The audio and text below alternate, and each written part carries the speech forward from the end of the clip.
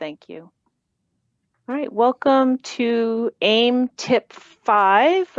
Today we're talking about Quality Indicator 4, which is what we like to call training accessibility heroes, because we're talking about best practices for teaching related to training and professional learning.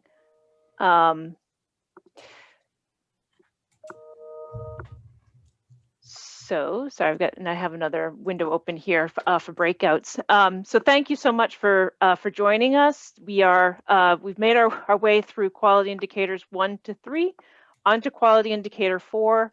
And I also wanted to start by appreciating everybody taking time last week at the end of AIM Tip 4 to provide us some feedback on the AIM Tip series. And we don't have all of that feedback yet, but Judy was able to provide us with some feedback that she had a chance to go through, and so she gave us some qualitative information. We want to thank everybody for that. And one of the things that's clear is that people really want more interactivity during these tips, and so today we have included some of that. We have some breakouts to look at some of the possible free, open types of resources that are available to support your training, your technical assistance, really at the state level as well as at the district level. So we'll have some breakouts where you can choose from some of these possibilities that we've identified.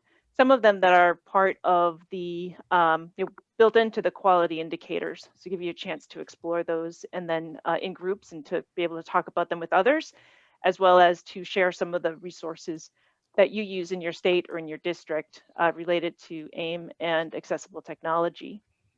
What would be helpful, because we will be doing breakouts, and one of the things that'll be useful for us to know is what state you're in.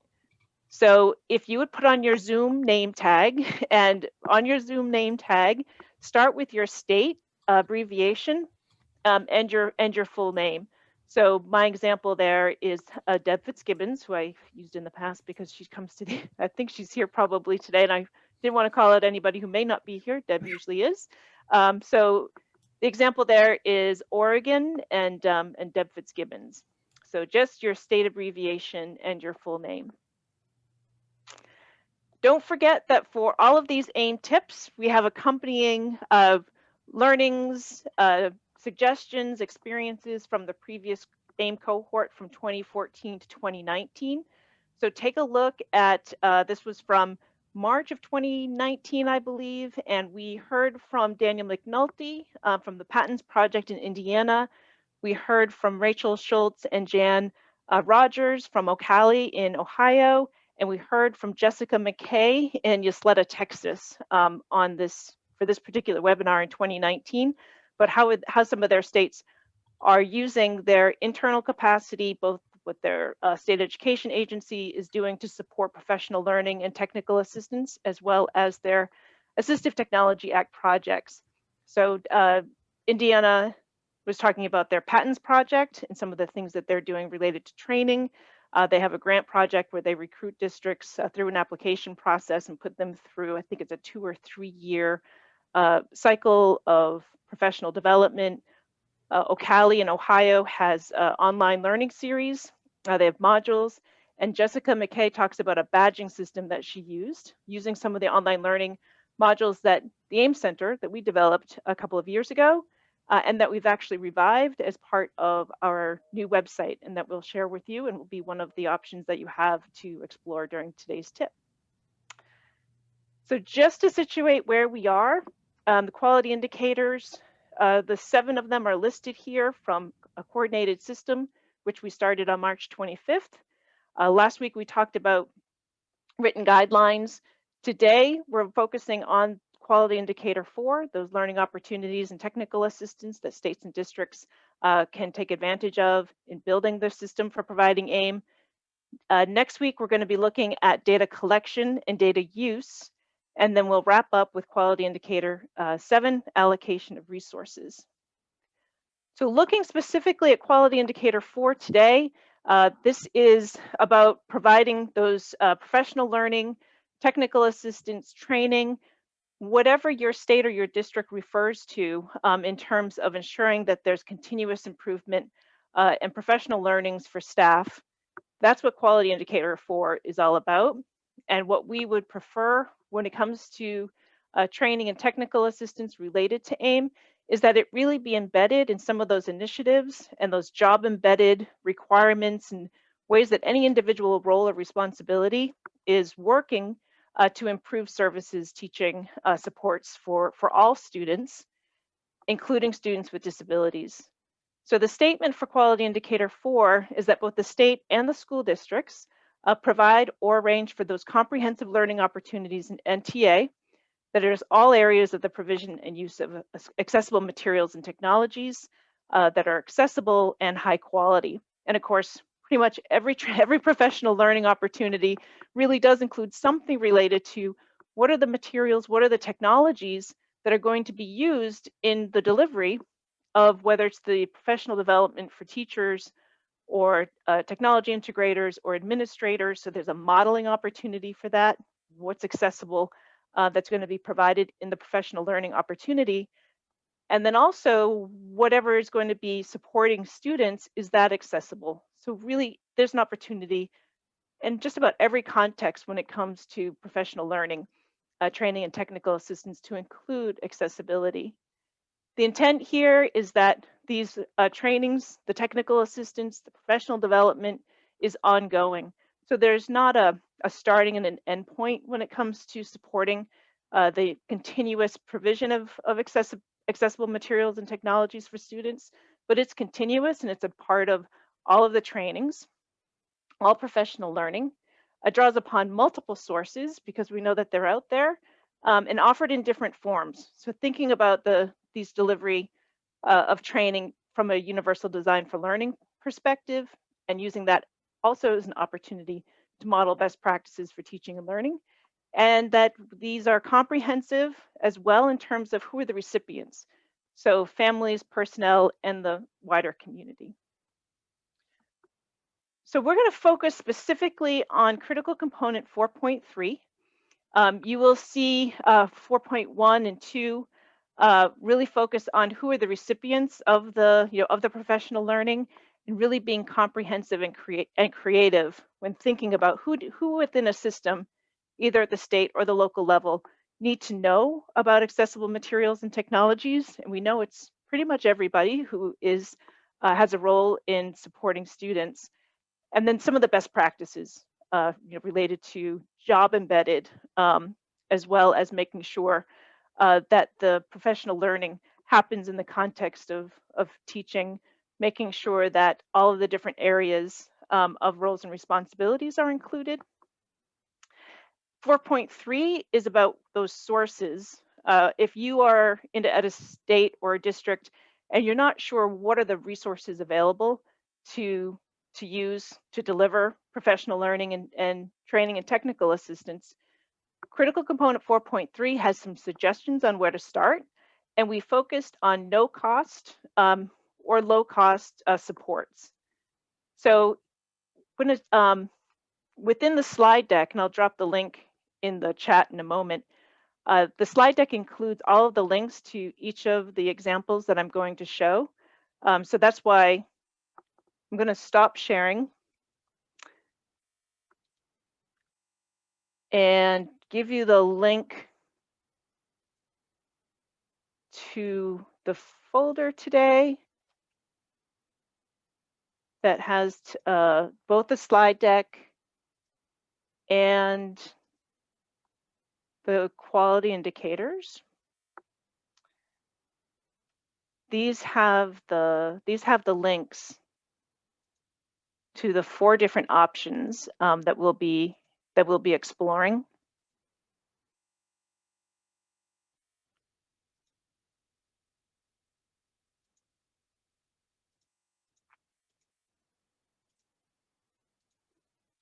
And over to the chat. Okay, so that will take you to the SharePoint folder that has the slide deck and the K-12 quality indicators.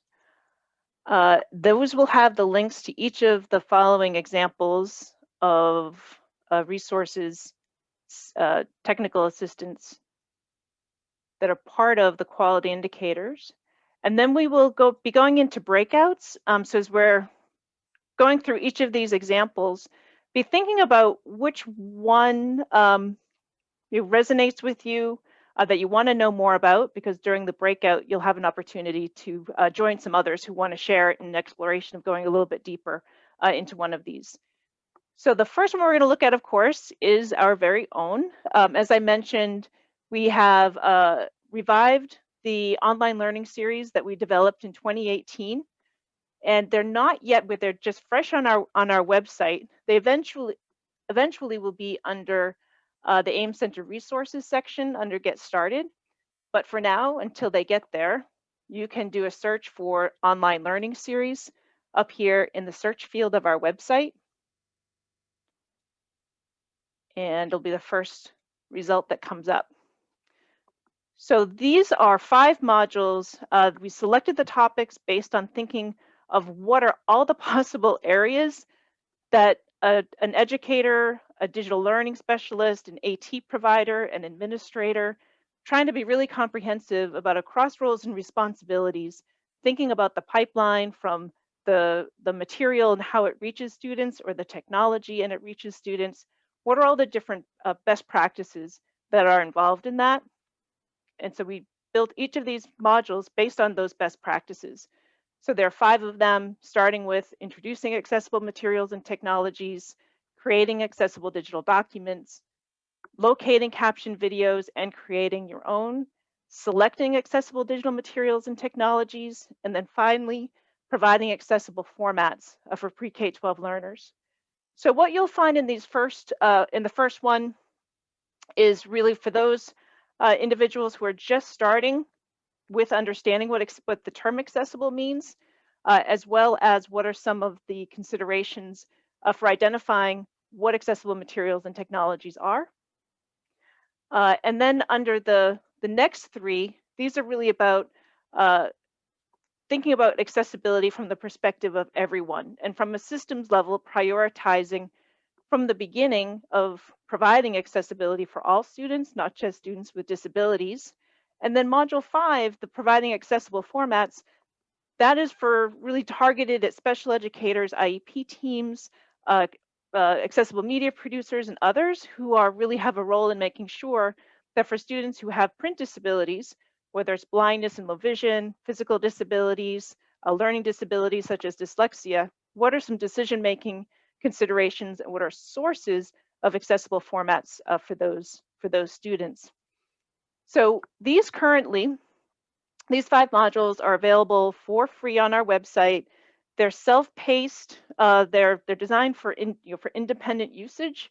But we also, as we say here, we encourage state agencies, districts, teacher ed programs, universities, workforce agencies to provide these as part of a professional development program and provide credit for them. So for example, when we delivered these in 2018,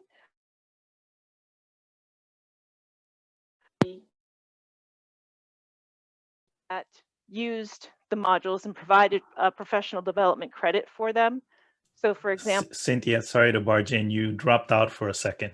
So you may want to repeat that last piece. Isleta School District, Jessica McKay, who was featured in that 2019 webinar on Quality Indicator 4, provided a badge system.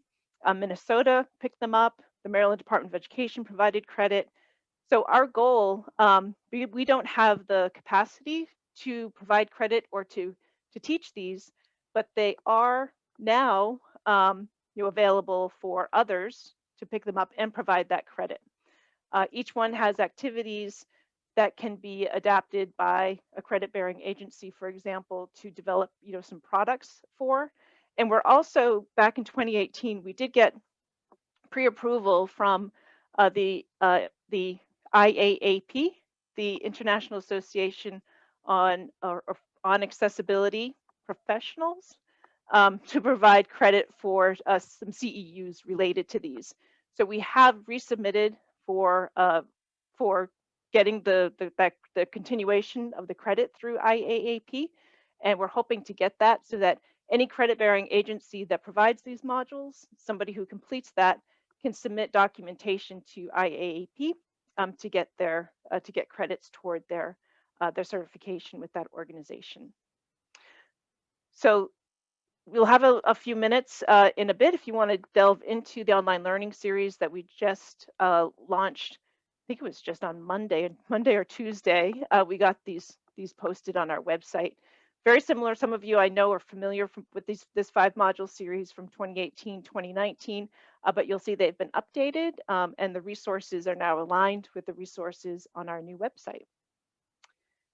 The next resource for training and technical assistance that we wanted to feature is your Learning Center subscription through ATIA.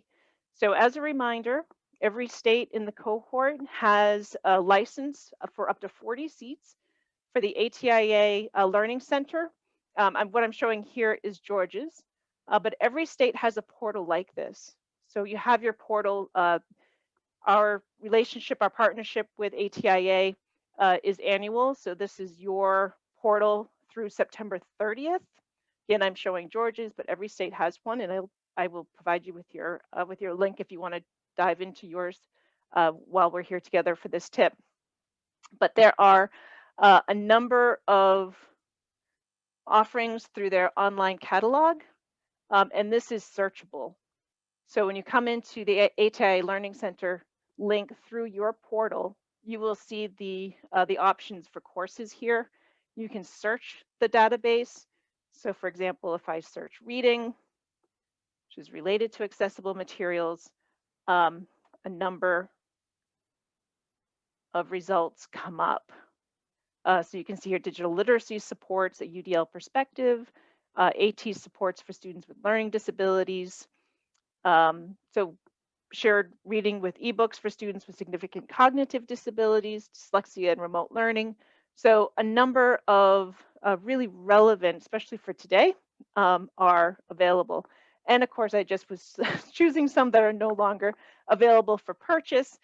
Just to note that when you come into your portal, go ahead and see what is available. I'm not sure if as part of your free membership, again, up to 40 seats for each state, whether or not some of these are going to be available. They may not be available for purchase, but they may be available through your membership. So if you want to take a look at your ATIA Learning Center subscription through your own personalized state portal, you'll have some time to do that. Also wanted to share with you our sister project at CAST, CITES, the Center on Inclusive Technology and Education Systems. And CITES, like the AIM Center, is funded through the Office of Special Education Programs. CITES is a little bit different from the AIM Center because it shares a mission in increasing the accessibility of the curriculum for students with disabilities. But CITES works specifically with a cohort of 7 districts. And our goal with CITES is to create a framework that demonstrates how assistive technology and instructional technology or ed tech or information technology systems can really coordinate and work together to ensure that from the beginning, what is considered around technology systems within a district is going to be accessible for everyone, including students with disabilities. So what we're doing with CITES is based off of the National Education Technology Plan.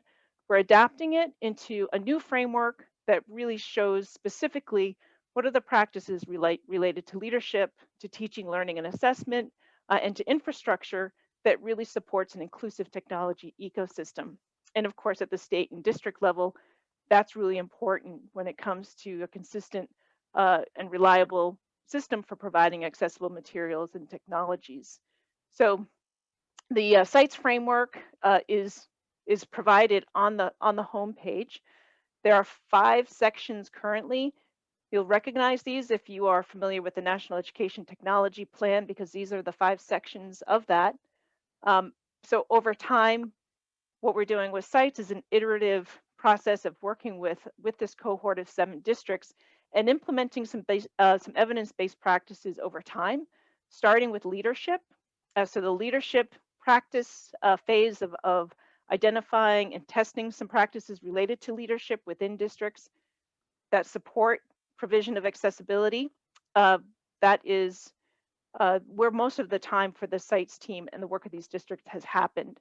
So when you go and look at some of the resources that are currently available, you'll see that they're related to leadership because that's been the primary focus through late last year, early this year. The project has now phased into looking specifically at what are some of those teaching, learning, and assessment practices that support inclusive technology ecosystems. And then we'll look specifically at families and how families are engaged in these systems. Not to say that any one of these, leadership, teaching, learning, and assessment, and families, happens in that type of progression. It's a spiral.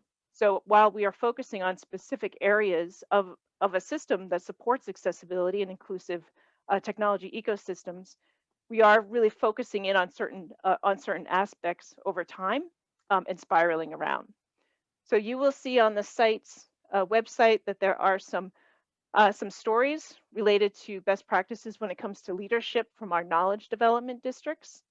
In this case, this was Bartholomew County or Bartholomew Community. Sorry, it is Bartholomew Consolidated School Corporation in Columbus, Indiana, and the other one was Tomball School District, Independent School District in Texas.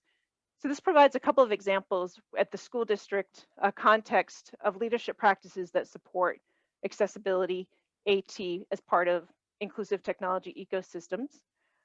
And what has been learned from the leadership cycle over, which was about an 18-month focus, that part of the framework, some of the tools that have been developed as part of what will become a field guide for sites, that will be available in the next month on the website as well. So the sites framework is evolving over time. What's happening originally here, what you'll find for resources are specific to leadership, and teaching, learning, and assessment will come up behind. And you'll also see that there's an events page with some webinars that have been recorded. Most of these webinars are provided with co-presentation from either the framework development districts. Those are the cohort districts that SITES is working with closely on testing out some of the practices for the framework, as well as representation from those knowledge development districts that are supporting our identification of best practices to include in the framework. And then finally, something outside of CAST that I wanted to feature is the National Center for Systemic Improvement. This too is a project funded by OSEP, and I wanted to point it out because NCSI has a very comprehensive, robust resource library that I think both states and districts that are thinking about creating accessible systems for providing AIM and AT will really benefit from. So when you come to the homepage, you'll see that I just jumped over to the resources tab and the NCSI resource library. And then you can browse, or you can also, you can also do a search. But here's a section on FAPE and IEPs. A lot of what we know about when it comes to students who need AIM and assistive technology, a lot of that decision making happens at the IEP process. So I pulled that out because you can see that there are a number of different ways that NCSI provides resources related to IEPs. So here's IEP Goal Data Collection Tool in choice making. There's a virtual assessment example for administering decoding and spelling assessments, IEP considerations for the current school year. And then if we go back and then look at, for example, distance learning, there have been a number of resources that have been added over the past year because of the, clearly the focus on the pandemic and the types of supports that states, districts, and families have needed. So there are resources specific to that as well. And then you can also filter by resource type, by language, by audience. So as you can see, it's just a really robust library that I think would be useful as you're thinking about, how does, nothing here is especially specific to accessible materials and technologies. But again, when you're thinking about the types of professional learning, technical assistance and training that really is provided broadly, fitting accessibility into any of these is really appropriate and relevant. And I can imagine that any type of training in TA that the state or district level you may be doing would benefit from some of the resources that NCSI uses. So having shared, those are 4 examples, and I wanted to give you some time to explore those. So I've set up 4 different breakout groups, and for each breakout group, there is one of these resources that you can choose from. And we're going to, you'll have about 20 minutes to do that in your groups. So the first group will be the AIMS Center Online Learning Series. So if you want to explore our online learning modules, you can choose room 1. If you want to look at your ATIA Learning Center subscription, you would go to room 2. If you want to explore the CITES framework, that's room 3. And if you want to check out the National Center for Systemic Improvement resource library, you would choose room 4. And I have all of these listed. Let me, before you go, before you choose, here is, I'm going to share with you your the portals and the passwords for each of your, if you want to go, and it's just good for you to have if you haven't checked out your state's ATIA portal. Notice that they all have the same structure. So they're all www.atia.org, and then your state name followed by AEM. So whether you're going to be exploring the ATIA Learning Center subscription, during the time that we have now, or you want to go back later, and these were shared, during the kickoff. These are also within your folders. Your AIM State Leadership Team has these as well, but we thought this would be a good opportunity to remind you. And then for each of your your access codes, it's AEM, your state abbreviation, followed by 21. And as a reminder, every state has 40 seats, which really should be should be plenty for supporting your states and districts, with some leftover for the targeted TA groups and your interagency collaboratives. All right, and then in the PowerPoint, in the slide deck, it directs people to either your AIM State Leadership Team or to Leslie O'Callaghan, our Operations Coordinator, for somebody who's watching the recording or stumbles across the PowerPoint and doesn't look at the recording. There's a direction within the slide deck. All right, so I'm going to see how this goes. I've set up 4 separate rooms according to these 4 different resources. I haven't done this in Zoom before. I've seen it done, so I know it's possible. We'll see how this goes. Modeling risk-taking in Zoom. So, but if it doesn't work, we'll figure out another way to get this done. So I'm going to open the rooms. Hopefully you'll see the 4 different options. You just choose which one you want to explore. Remembering that, here, let me drop the links. There's the link to the CITES webpage. That will take you to the events page, but you can get to the home page from there. NCSI, here's your link if you're choosing their resource library. And then if you're interested in exploring the AIMS Center's online learning series, here's the direct link to that. All right, so I'm going to open the rooms. I have 20 minutes on the clock before we come back, share your findings, as well as your own resources that you would recommend for others.